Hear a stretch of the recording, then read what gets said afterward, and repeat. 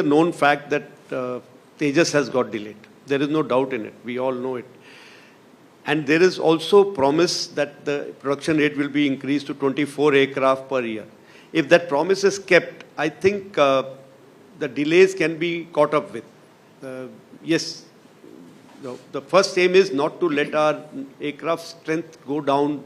That means as we are reaching obsolescence of certain aircraft, the aircraft should be inducted parallelly, so a number of squadrons remain at least not below 30.